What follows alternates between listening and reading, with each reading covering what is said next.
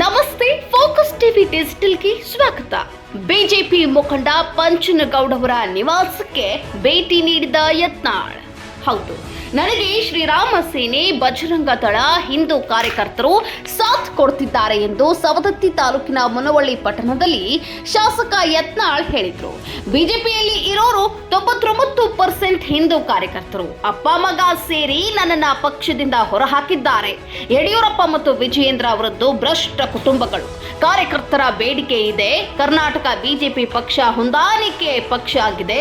BJP ಅಧ್ಯಕ್ಷ ವಿಜಯೇಂದ್ರ ಅವರಿಗೆ ಬಹಳ ಕೆಟ್ಟ ಕಮೆಂಟ್ಗಳು ಬರ್ತಿವೆ ಎಂದರು. ನೀನು ಹೊಂದಾಣಿಕೆ ಗಿರಾಕಿ, ನೀನು ಮೋಸಗಾರ. ಯಡಿಯೂರಪ್ಪ ಕುಟುಂಬ ಹಿಂದೂ ಕಾರ್ಯಕರ್ತರಿಗೆ ಸಹಾಯ ಮಾಡಿಲ್ಲ. ಹಿಂದೂ ಕಾರ್ಯಕರ್ತರ ಮೇಲೆ ಕೊಲೆ, ಹಲ್ಲೆ ಆದ್ರೆ ಇವರು ಕ್ಯಾರೆ ಎನ್ನುವುದಿಲ್ಲ.